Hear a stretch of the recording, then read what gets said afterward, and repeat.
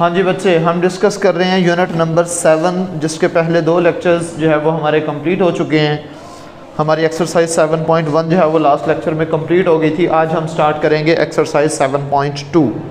But before starting exercise 7.2 सबसे पहले हमने कुछ बेसिक कॉन्सेप्ट्स, एक अदद फार्मूला और कुछ 3-4 जो है वो बेसिक डेफिनेशंस हमने सीखनी है, जो कि मैंने आपके सामने लिखी हुई है। सबसे पहला जो पॉइंट है वो है जी आर्क ऑफ द सर्कल किसे कहते हैं, दूसरा सेगमेंट ऑफ द सर्कल क्या है, और तीसरा सेक्टर ऑफ द सर्कल किसे कहते हैं। ठीक है, बिलफर्ज ये हमारे पास एक सर्कल मौजूद है। सर्कल की जो पूरी बाउंड्री होती है ना, मिसाल के तौर पर अगर मैंने यहाँ से सर्कल को ड्रॉ करना स्टार्ट किया और वापस मैं इसी एंड पे आके रुक गया हूँ, ठीक है, तो अब इस सर्कल की ये जो पूरी बाउंड्री वॉल है, इसे हम क्या कहते हैं, सर्कमफेरेंस ऑफ अ सर्कल। क्या कहा जाता है, सर्कमफेरेंस ऑफ अ सर्कल। अगर हम किसी भी सर्कल के सर्कमफेरेंस को 2 पॉइंट से कट कर दें, एक ये पॉइंट ए था और एक ये पॉइंट बी था, तो अब इस पूरे सर्कमफेरेंस का यानी कि पूरी बाउंड्री का एक छोटा सा हिस्सा आ गया।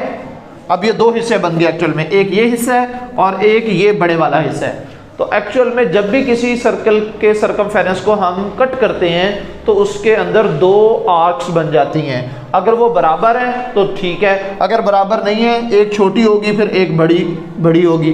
जो बड़ी आर्क होती है उसको कहते हैं मेजर आर्क, और जो छोटी होती है उसको क्या कहते हैं, माइनर आर्क। ठीक है, उसको उर्दू में कौसे सगीरा और कौसे कबीरा, जैसे गुनाह सगीरा और गुनाह कबीरा होते हैं। सगीरा मतलब छोटा और कबीरा मतलब बड़ा, ऐसे ही है ना, ये असगर और अकबर, ऐसे ये भी बिल्कुल ऐसे ही है, सगीरा और कबीरा। सगीरा मतलब छोटा और कबीरा मतलब बड़ा। अब ये बड़ा है ना आपसे और आप छोटे हैं, इसलिए आप जो है वो क्या है, असगर है, और वो क्या है, अकबर है। अली असगर अली अकबर, ऐसे ही है ना।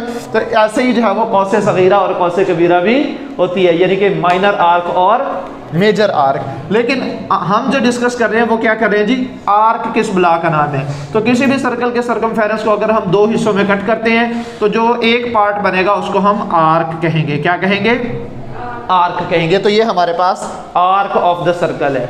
दूसरी जो हमारे पास डेफिनेशन है वो क्या है, सेगमेंट ऑफ सर्कल की डेफिनेशन बुक में दी है, मैं आपको समझा भी देता हूँ, लिखवा भी देता हूँ। सेगमेंट किसे कहते हैं, देखो अब हमारे पास ये एक सर्कल था, इस सर्कल पर मैंने एक ऐसी लाइन ड्रॉ की जो सर्कल के 2 पॉइंट्स को, ये बिलफर्ज एक पॉइंट चले ए बी हमने ऑलरेडी ले लिए हैं, ये पॉइंट सी था और ये पॉइंट डी था, ऐसे ही है। ये मैंने 2 पॉइंट्स और ले लिए, एक सी और एक डी, उनके दरमियान मैंने एक स्ट्रेट लाइन ड्रॉ कर दी। अब सी डी और उसके बाद उनसे बनने वाली जो आर्क है, उसमें जितना सर्कल का हिस्सा आ रहा है, सर्कल के एरिया का जितना पोर्शन इस सी डी लाइन और उससे बनने वाली जो आर्क है उसके दरमियान जितना पोर्शन आ रहा है, उसे हम क्या कहेंगे, सेगमेंट ऑफ द सर्कल कहेंगे। क्या कहेंगे, आपकी बुक में भी जो है वो इसकी डेफिनेशन बच्चे लिखी हुई नजर आ रही है। सेकंड डायग्राम अगर आप देखें, इन्होंने नीचे बनाया हुआ है, मैंने ऊपर बना दिया, इससे कोई फर्क नहीं पड़ता। तो ये हमारे पास जो पोर्शन है, ये वाला जो हिस्सा है, ये क्या कहलाएगा, सेगमेंट ऑफ सर्कल। ठीक है, अब लास्ट बात करते हैं जी, सेक्टर किसे कहते हैं। ये देखो बच्चों, हमने ये 2 पॉइंट्स लिए ए और बी। अगर मैं ए को ओरिजिन के साथ मिला दूं तो मेरे पास ये वाली लाइन यानी कि रेडियस बन जाएगा, और अगर बी को भी मैं ओरिजिन के साथ जो है वो सेंटर के साथ मिला दूं तो हमारे पास एक और रेडियस बन जाएगा। अब 2 रेडियाई और उनसे बनने वाली जो आर्क है, उसमें जितना सर्कल का एरिया कवर होगा उसे हम क्या कहेंगे बच्चों, सेक्टर ऑफ द सर्कल। इसे हम क्या कहेंगे, सेक्टर ऑफ द सर्कल।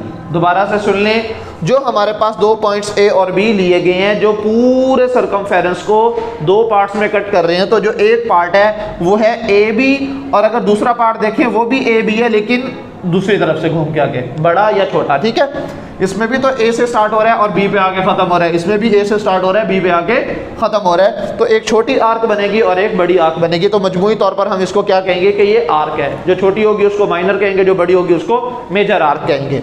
अच्छा, इसी तरह अगर जो है मैं एक ऐसी स्ट्रेट लाइन ड्रॉ करूं जो सर्कल के 2 पॉइंट्स को जो है वो कट कर रही हो, सर्कल के 2 पॉइंट्स को आपस में मिला रही हो, या सर्कल के सर्कमफेरेंस को 2 पॉइंट्स पर कट कर रही हो, उससे और उससे बनने वाली जो आर्क है इन दोनों के दरमियान जितना एरिया ऑफ सर्कल आएगा उसे हम सेगमेंट ऑफ सर्कल कहेंगे। तीसरी बात, अगर हम दो रेडियाई लें और उन दोनों रेडियाई के दरमियान जो आर्क बन रही होगी, डेफिनेटली वो भी है ना, अच्छा ये भी सेक्टर है, अगर मैं इसके लिहाज से देखूं जो मेजर आर्क है उसके लिहाज से भी तो एक सेक्टर बनेगा, तो ये माइनर सेक्टर कहलाएगा, वो मेजर सेक्टर कहलाएगा। माइनर कॉज का माइनर आर्क का माइनर सेक्टर और मेजर आर्क का मेजर सेक्टर, ठीक है। तो ये हमारे पास जो है वो तीन चीजें, अब इनकी जरा डेफिनेशन बच्चे आप समझ लें। पेज नंबर 150 एक्सरसाइज 7.1 के बिल्कुल एंड में जाके जो है वो क्वेश्चन के बाद सेक्टर ऑफ द सर्कल के नाम से हेडिंग दी है 7.2। अ part of the circumference of a circle is called an arc. किसी भी सर्कल के सर्कमफेरेंस का एक छोटा सा हिस्सा, एक पार्ट क्या कहलाता है? आर्क कहलाता है, ठीक है बच्चे। उसके बाद है जी, a part of a circle bounded by an arc and a chord. ये जो स्ट्रेट लाइन है, अगर आपको याद हो, हमने 9th के चैप्टर नंबर 9 के अंदर, 9 नहीं 12 के अंदर कॉर्ड ऑफ द सर्कल जो है वो पढ़ा था कि नहीं? बल्कि नहीं, इसमें नहीं है अभी, वो 9th में तो हमने एंगल बाइसेक्टर और उसके बाद जो है वो और क्या था, लाइन बाइसेक्टर, वो पढ़ा था। अभी जो हमने 10th के चैप्टर नंबर 9 में जो थ्योरम्स करने हैं ना, उसमें कॉर्ड ऑफ द सर्कल के नाम से ही आपका चैप्टर जो है वो आएगा।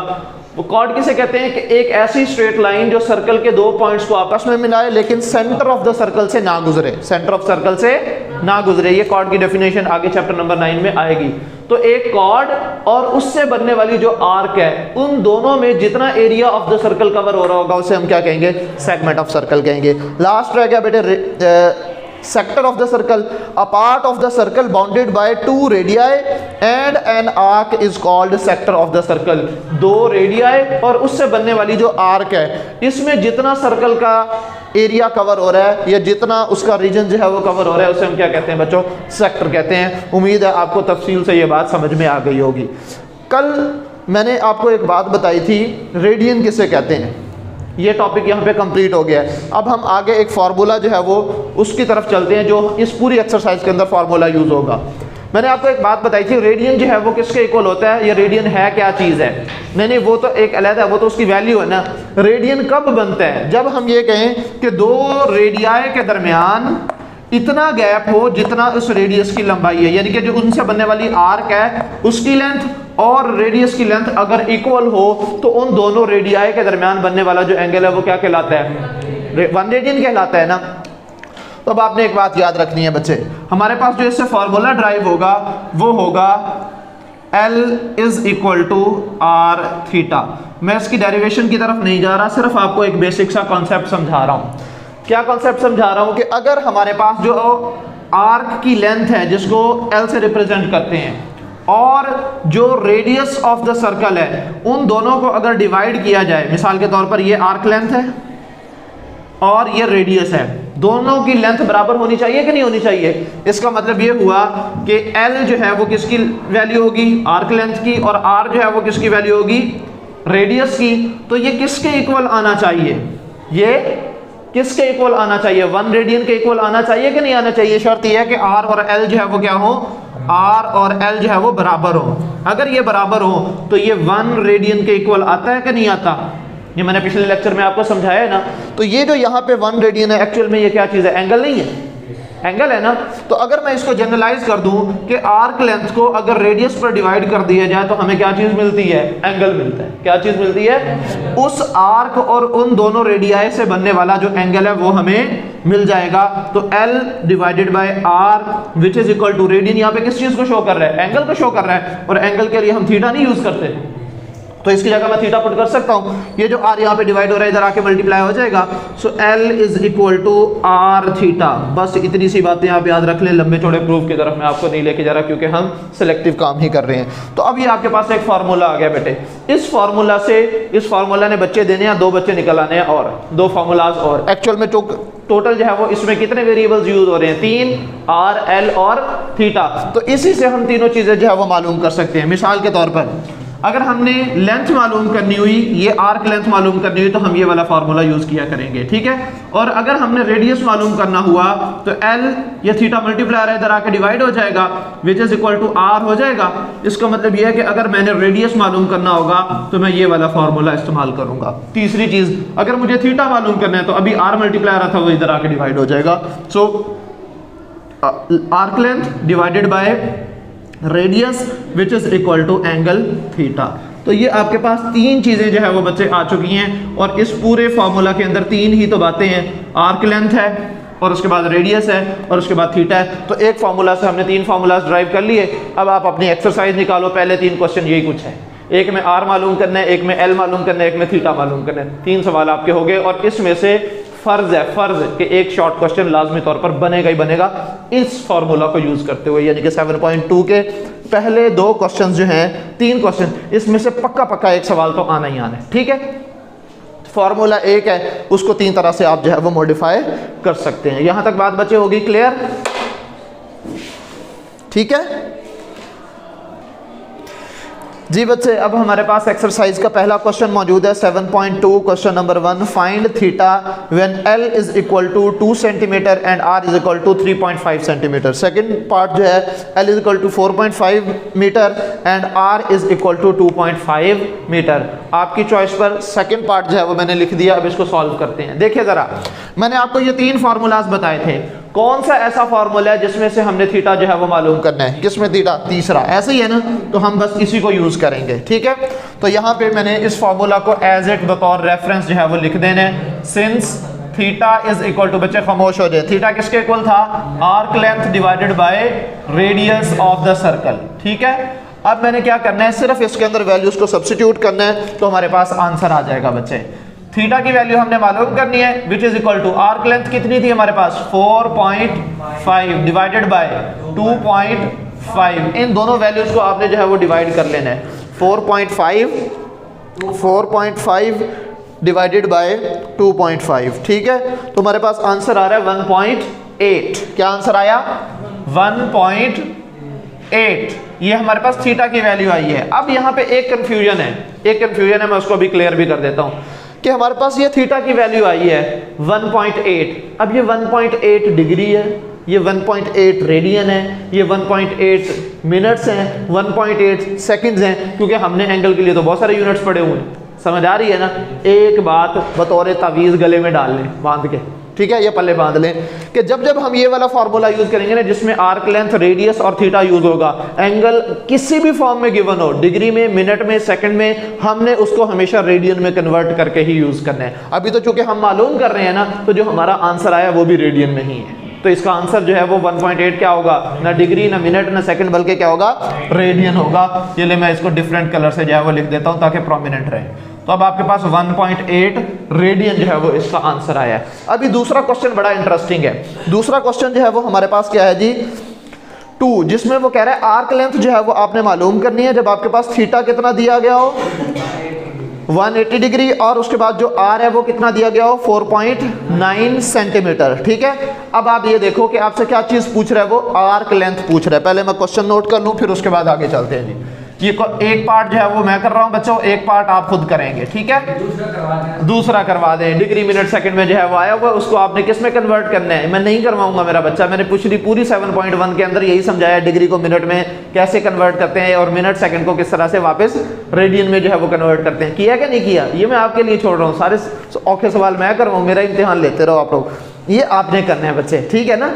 आपने क्या करना है, आपको इसमें दिया गया है डिग्री में, मैं आपको बता देता हूं, चले मैं आपको बता देता हूं। डिग्री और मिनट में दिया हुआ है ना, ये जो आपके पास मिनट में वैल्यू दी है, इसको रिवर्स करने के इसके अंदर डिग्री में, तो डिग्री में लाने के लिए छोटे यूनिट से बड़े यूनिट की तरफ आएंगे, वैल्यू कम होगी, कम करने के लिए 60 पर डिवाइड किया जाएगा, तो 30 को 60 पर डिवाइड करेंगे 0.5 बन जाएगा, तो ये एक्चुअल में 60.5 डिग्री बन गया है। तो डिग्री में भी तो नहीं रखना ना हमने, इसको किस में लेके आना है? रेडियन में। रेडियन में लेके आना है तो पाई बाय 180 के साथ आप इसको मल्टीप्लाई करोगे तो 60 multiply by pi by 180 simplify कर लीजिएगा, आपके पास रेडियन में वैल्यू आ जाएगी। ठीक है, करना आपने खुद नहीं है, मैं नहीं करवा रहा, मैं आपको पार्ट 1 नहीं करवाऊंगा। वैल्यू बताओ बच्चे, क्या वैल्यू दी हुई है? थीटा इज इक्वल टू, मैं आपको तरीका समझा देता हूं बच्चे इसके अंदर, और R is equal to 4.9 centimetre. अच्छा, एक चीज और भी आपने याद रखनी है, एक चीज आपने और याद रखनी है, यहाँ पे तो मैंने यूनिट लिखा ही नहीं है 4.5, यहाँ पे भी 2.5।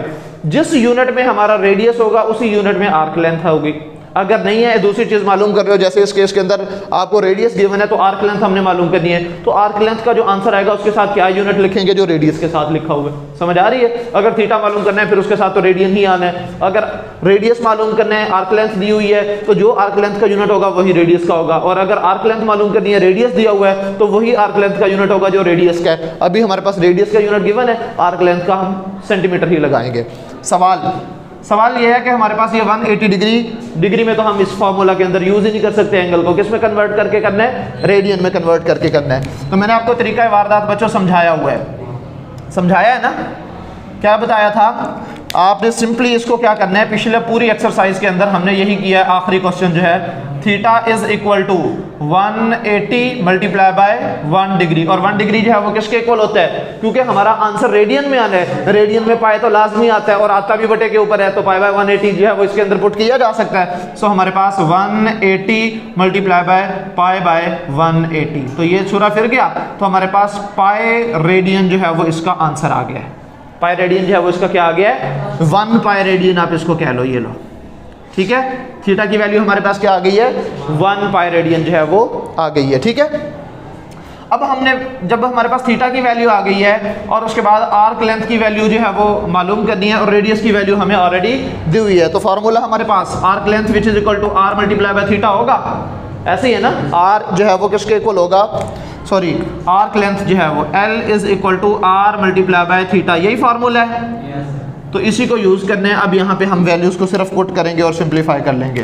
देखो बच्चे, आर्क लेंथ जो है वो L मालूम करनी है, रेडियस की वैल्यू कितनी है 4.9 मल्टीप्लाई बाय 1 पाई रेडियन है। 1 पाई रेडियन का क्या मतलब है, पाई की क्या वैल्यू होती है 3.14, तो ये हमारे पास 3.14 समथिंग जो है वो आगे वैल्यू आएगी। इसको सिर्फ आप मल्टीप्लाई करें, इसका आंसर चेक करें क्या आंसर आ रहा है। 4.9 मल्टीप्लाई बाय 3.14 क्या आंसर आ रहा है, 15.386। क्या आंसर है बच्चे, क्या ये हमारे पास जी 15.4 है, कोई इशू नहीं है। वो 386 जो है वो सिर्फ पॉइंट के बाद जो वैल्यूज हमने 3 के बाद पॉइंट की वैल्यूज हमने कम ली है ना, तो इस वजह से जो है वो आ रहा है, वो उसका कोई इशू नहीं है। 15.386 एक ही बात है। इधर देखो 15.386, आपके पास 15.4 आ रहा है, आप इस 3 को राउंड ऑफ कर दो इस 8 की बेस पर, तो ये 15.4 हो जाएगा। किसकी वैल्यू आई है, ये आर्क लेंथ की। आर्क लेंथ की वैल्यू का यूनिट हम वही लिखेंगे जो रेडियस का दिया हुआ था, तो ये सेंटीमीटर हमारे पास ये आंसर आ गया। क्लियर होगी बात बच्चे, ठीक है। तो ये आपका सेकंड क्वेश्चन भी कंप्लीट हो गया। उसके बाद है लास्ट क्वेश्चन, इसमें भी जो है वो एक, चलो अब मैं आपकी मर्जी के मुताबिक करवा देता हूँ। पहले में जो है वो आपको ऑलरेडी रेडियन में दिया हुआ है, तो ये तो सोखा सोखा आप खुद ही कर लेंगे। दूसरा पार्ट जो है वो मैं आपको करवा देता हूँ, क्योंकि इसमें जो है वो किस में दिया हुआ है, डिग्री में दिया हुआ है, तो इसको रेडियन में कन्वर्ट करेंगे, फिर उसके बाद इसको सॉल्व कर लेंगे। अभी देखो किसकी वैल्यू मालूम करनी है, खामोश बच्चे, खामोश हो जाए, खामोश हो जाए। क्वेश्चन नंबर 3, किसकी वैल्यू मालूम करनी है, आर की वैल्यू जो है वो आपने मालूम करनी है। क्या क्या दिया हुआ है आपको, आर्क लेंथ दी हुई है 52 सेंटीमीटर और थीटा दिया गया 45 degree. Arc length which is equal to 52 centimetre, ठीक है। और उसके बाद जो है वो रेडियस कितना दिया हुआ है, रेडियस तो बल्कि मालूम करना है, एंगल जो है वो थीटा दिया हुआ है which is equal to 45 degree. इधर देखो बच्चे, क्या चीज़ मालूम करनी है आपने मालूम करनी है रेडियस मालूम करना है आपने, ठीक है। तो हमारे पास फॉर्मूला बाद में अप्लाई करेंगे, पहले हम इस थीटा को 45 से किस में कन्वर्ट कर लें, रेडियन में कन्वर्ट कर लें। क्या तरीका है, इधर ही सॉल्व कर देता हूं बच्चे। थीटा जो है वो किसके इक्वल हो जाएगा, 45 मल्टीप्लाई बाय पाई बाय 180, ऐसे ही है, पाई बाय 180, ठीक है। अगर आप इसको 5 पर डिवाइड करें, 5 9 5 45, और उसके बाद जो है वो 5 तो ये 15 और 3 आगे कैरी चला जाएगा, 5 6 30, 9 एकम 9, 9 दूनी 18, 9 3 9 चौके 36। तो ये हमारे पास पाई बाय 4 वैल्यू आ गई है। Theta is equal to pi by 4 radian, ठीक है। अब आपके पास थीटा की वैल्यू भी आ गई। अब देखो ये वैल्यू आपके पास आ चुकी है ऑलरेडी। जो आपके पास पिछला पार्ट है, पहला पार्ट जो है, उसमें देखो क्या वैल्यू दी हुई है, 1/4 रेडियन लिखा हुआ है ना, तो ये भी हमारे पास बिल्कुल ऐसी है जैसे इसको सॉल्व करने वैसे उसको भी सॉल्व कर लेना, ठीक है। अब यहाँ पे आर की वैल्यू मालूम करनी है। आर के लिए हमने क्या कहा बच्चों, arc length divided bye angle, ठीक है।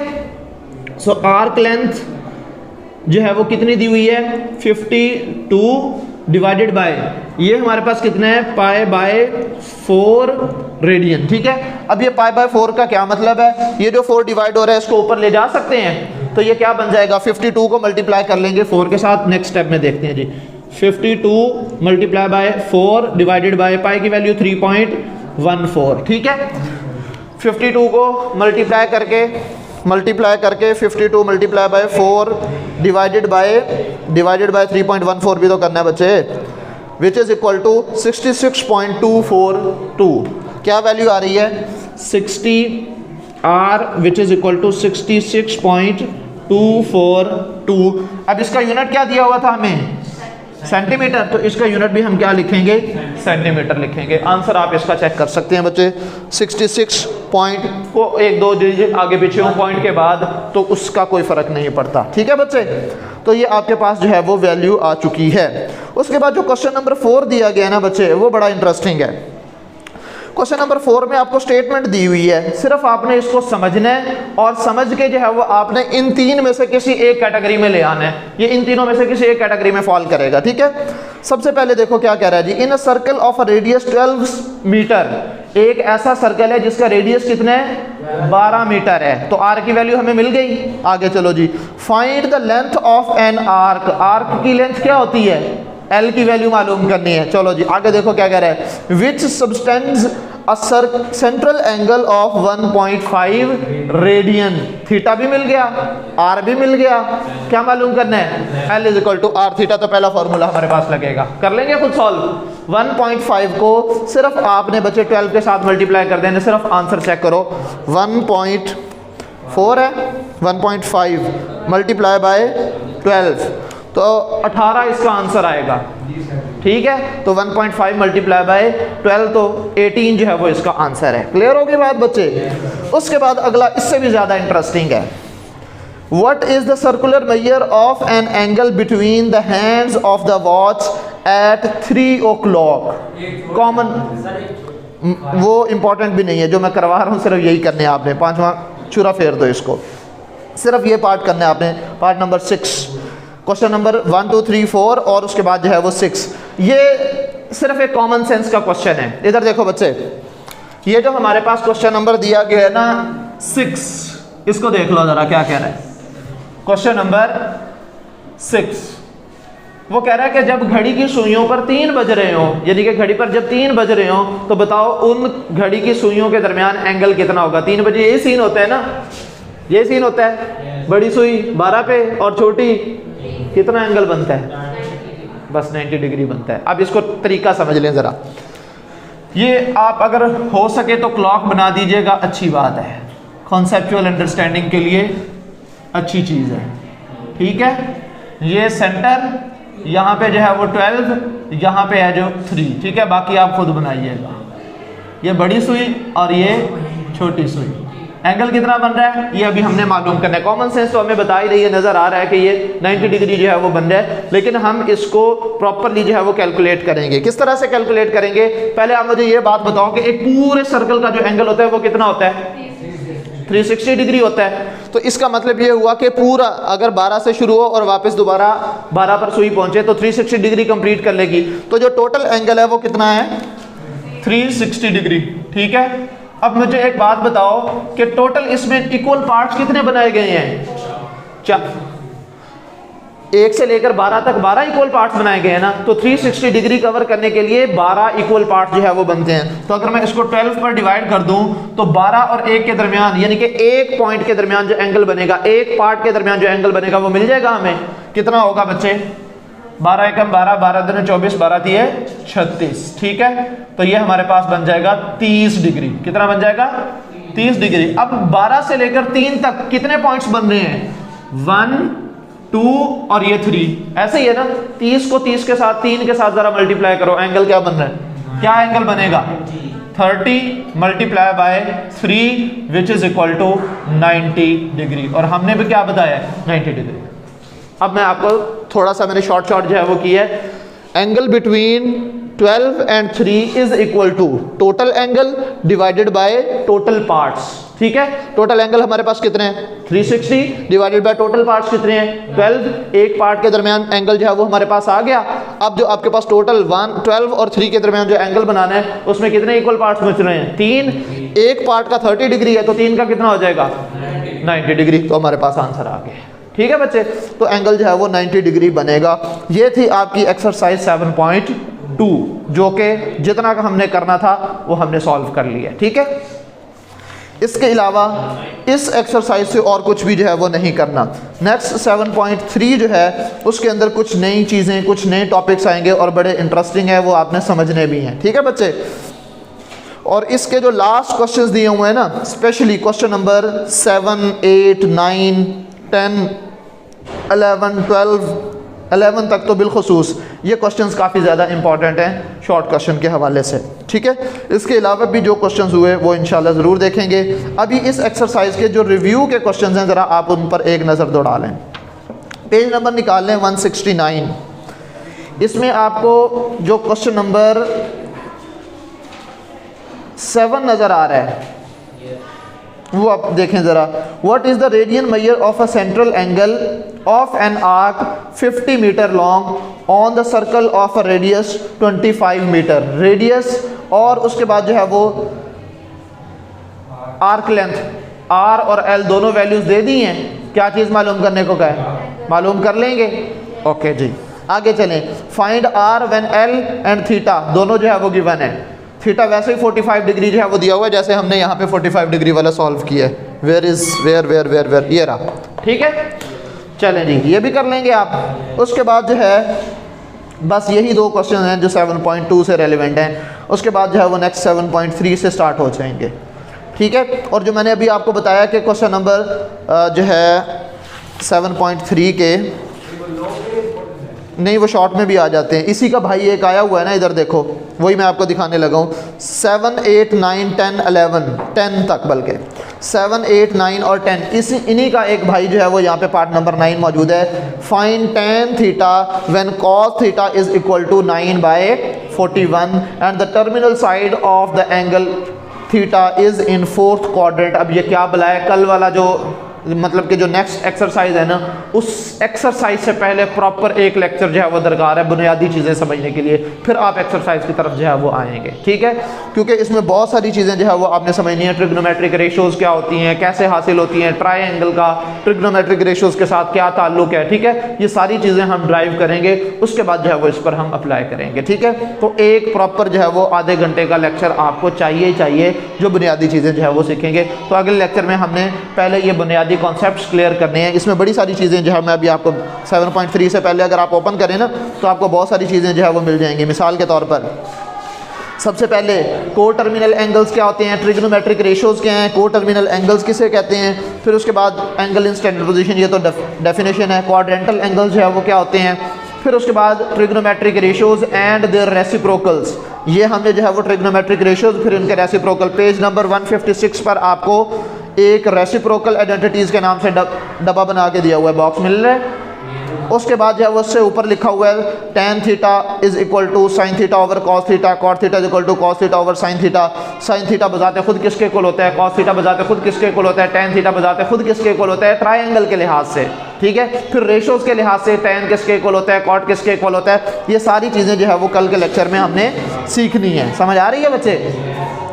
और उसके बाद जो है ना 7.4 से पहले जो है वो अगेन ट्रिग्नोमेट्रिक आइडेंटिटीज़ आएंगी। Sine square theta plus cos square theta is equal to 1। ठीक है, tan square theta 1 plus tan square theta is equal to second square theta, 1 plus cot square theta is equal to cosecant square theta. ये drive करेंगे हम, ठीक है ना। और ये प्रॉपरली इस एक्सरसाइज से पहले भी आपको एक लेक्चर चाहिए। ठीक है, तो इंशाल्लाह कल हम जो है वो पहले बुनियादी चीज़ें सीखेंगे, फिर एक्सरसाइज को ऐसे बाएं हाथ का खेला आप 1 मिनट में खुद सॉल्व कर सकते हैं। शर्त यह है कि आपको फार्मूलाज की समझ होनी चाहिए। अलजबरा हो गया, ट्रिग्नोमेट्री हो गई, और उसके बाद जो है वो डेरिवेटिव हो गया और इंटीग्रेशन हो गई। ये है ही फार्मूलाज की गेम। अगर आपको फार्मूलाज आते हैं सवाल यूं करके हो जाएगा, फार्मूलाज नहीं आते खपते रहना फिर। ठीक है, तो ये 4 तो बुनियादी जो डोमेन्स है ना इसकी मैथमेटिक्स की, जिसमें जो है वो ट्रिग्नोमेट्री, अलजबरा, डेरिवेटिव, इंटीग्रेशन, ये टोटली फार्मूलाज की गेम है। फार्मूला आएगा तो आगे चल पाओगे, वरना वहीं के वहीं अटके रहोगे। ठीक है, तो आज के लिए बस इतना ही काफ़ी है। नेक्स्ट जो लेक्चर होगा उसमें इंशाल्लाह 7.3 की बुनियादी चीज़ें डिस्कस करेंगे, उससे अगले लेक्चर में 7.3 जो है वो कम्प्लीटली डिस्कस करेंगे। आज के लिए इतना ही काफ़ी है। अल्लाह हाफिज़।